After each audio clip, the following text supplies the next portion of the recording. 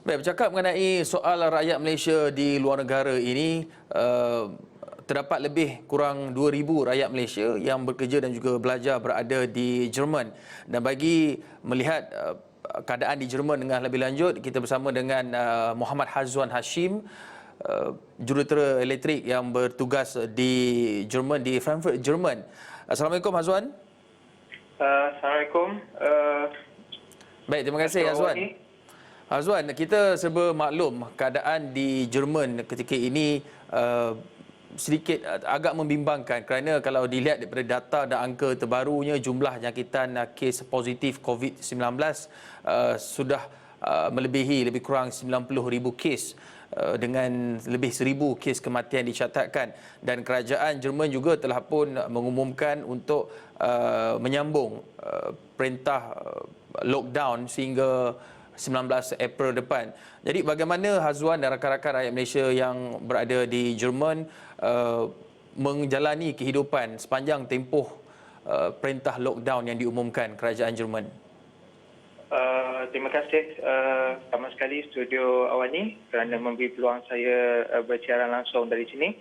Saya kini berada di Frankfurt dan di sini kami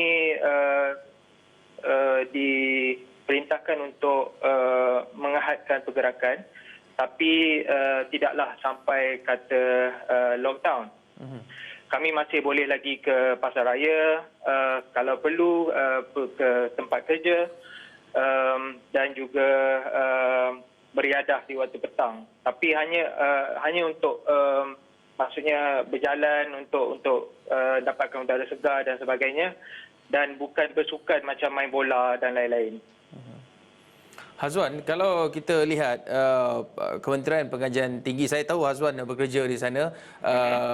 Kementerian Pengajian Tinggi menasihatkan warga Malaysia mana yang belajar untuk terus kekal di pusat pengajian, dan mungkin Hazwan ada berhubung dengan rakan-rakan warga Malaysia yang lain yang mungkin pelajar dan juga mereka yang bertugas di Jerman seperti Hazwan. Apa perkara yang dibincangkan berkenaan dengan pulang ke Malaysia ataupun kekal di negara di mana Hazwan dan rakan-rakan berada ketika ini? Institusi pendidikan di sini ditadbir oleh negeri masing-masing. Contohnya Frankfurt berada di negeri Hesse, di mana ianya kerajaan negeri mempunyai kuasa yang berbeza untuk menetapkan sama ada universiti itu ada cuti ataupun mengadakan kelas online dan sebagainya.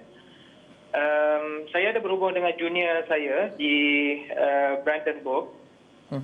Katanya universiti beliau mengadakan kelas online. Tapi ada juga di negeri-negeri lain, contohnya kelas memang dibatalkan, memandangkan kami dekat sini ada lagi masa seminggu sebelum cuti Easter. Jadi kebanyakan universiti memang dan juga sekolah memang bagi cuti terus sampai Easter.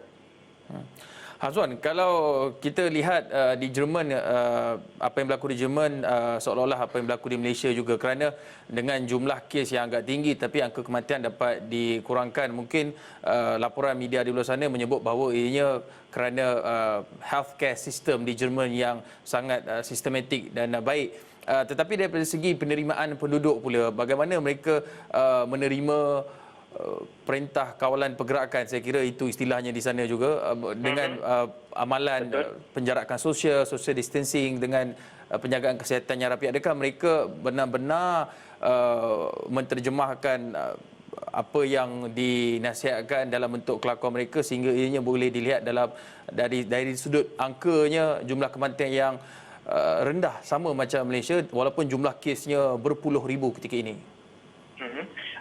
Pertama sekali mungkin saya perlu ingatkan rakyat Malaysia yang mana populasi di Jerman ni adalah sekitar 82 juta dan 83 juta. Jika nak dibandingkan dengan Malaysia, populasi dekat sini lebih kurang 2 kali 5 lebih tinggi. Jadi tidak hairanlah kalau saya katakan kalau kes itu semakin tinggi berbanding Malaysia. Tapi apa yang pada pendapat saya, apa yang paling penting kat sini ialah peratusan kematian itu adalah rendah. Dan menurut laporan Robert Koch Institute, satu institut kerajaan yang lebih kurang mengendalikan outbreak ataupun pandemik. 86% daripada kematian adalah daripada mereka ataupun golongan yang berumur 70 tahun dan ke atas, iaitu golongan emas. Jadi pada saya, institusi kesihatan dekat sini boleh dikatakan bagus, kerana setiap bulan beberapa peratus daripada gaji kami yang bekerja di sini, tidak kira warga negara mana sekalipun, asalkan bekerja di Jerman, akan dipotong untuk disumbangkan ke dalam insurans kesihatan. Jadi insurans kesihatan, duit ataupun dana daripada insurans kesihatan ni saya tak pasti berapa bilion euro kesemuanya, tapi saya rasa dengan adanya fund yang begitu cukup daripada kami pekerja-pekerja kat sini, kerajaan tak mempunyai masalah untuk mengendalikan kes-kes yang berkaitan dengan pandemik corona. Tambahan pula, Teruskan. Okey. Tambahan pula dekat sini kesihatan ataupun Kementerian Kesihatannya ditadbir sekali lagi oleh negeri-negeri, di mana mereka contohnya lab-lab berada di serata negara Jerman. Analoginya macam inilah.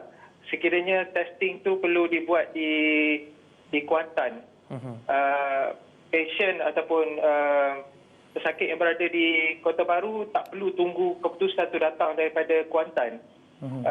Mungkin lab tu sendiri dah ada di Kota Baru dan situasi tu ataupun feedback daripada keputusan daripada lab tu dapat lebih cepat.